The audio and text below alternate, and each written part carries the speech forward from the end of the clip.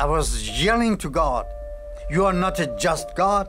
You don't care what is happening to me. I'm so sick and tired of my life." Finally, I say that if you are the true God, come and take my life. If not, let me die here. I don't want to wake up.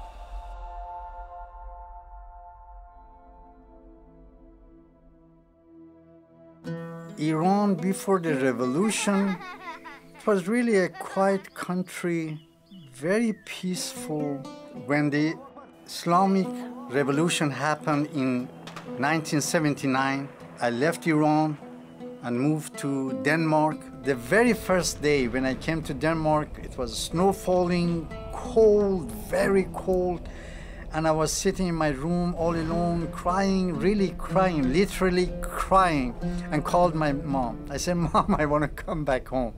I really want to come back home. I don't want to stay here. I cannot stay here. I will die here." And she said that if you come here, you will die here too, so you better stay there.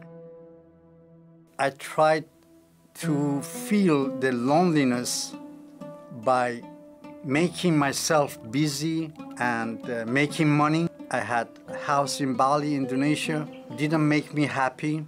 In order to find Allah, I started to go to mosque, doing salat 5 times a day, but found no Allah.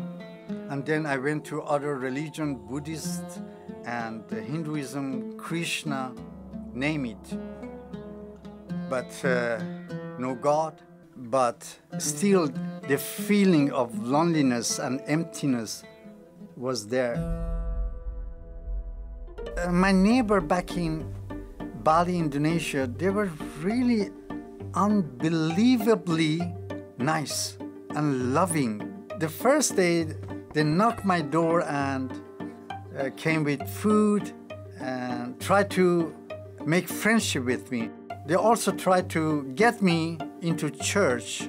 Church for Muslim is a hidden place. The more I turned them down, the more they loved me, purely, unconditionally.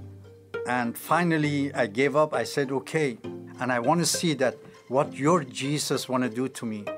Can he get me out of this misery?"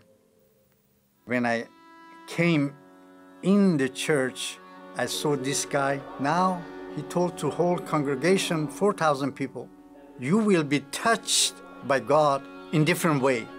Everyone was touched, but not Ibrahim. Nothing happened. And I was telling to myself that, "Ibrahim, you are a very, very bad guy. That's why God is not touching you." But the more I turned him down, the more he loved me. I mean, it was really a strange love. So finally I said, "Okay, your Jesus couldn't do anything today. Let me see what he want to do to me tomorrow." And next day, exactly the same way. And this time I was really furious. I was really angry with myself, and I was angry with God. And I was so angry with God that I went right in front of the pulpit and lay down as dead man. I was yelling to God, "You are not a just God. I'm seeking to find you for years and years, but it seems that you don't care. If you are the true God, come and take my life. If not, let me die here. I don't want to wake up."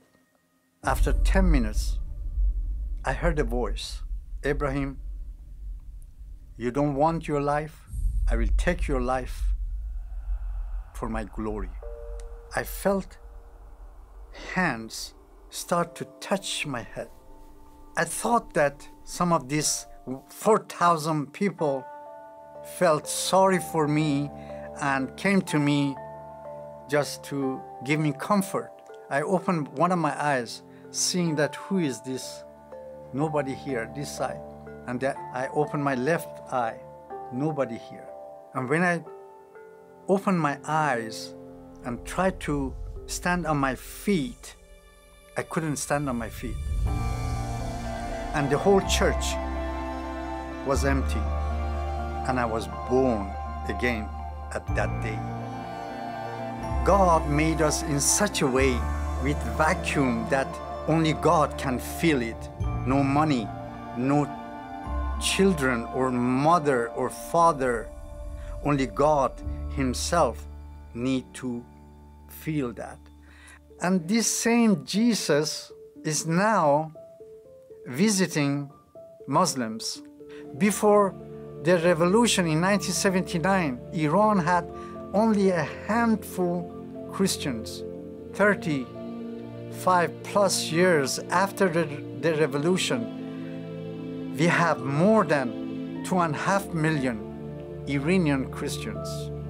Years after I become Christian and my view of Jewish people changed dramatically. I love them with all my heart. I respect them highly. We, the Gentiles, we grafted in to the tree, but they are the branches. I truly believe that God has a still plan for Israel. And my advice to Christians, do not give up. Keep on loving people. You don't know what is happening. The Jewish or Muslim, they turn you down, but don't give up. You don't know what is happening in their heart. You have to be patient. You are dealing with human soul, and continue to love people unconditionally. I am one for Israel.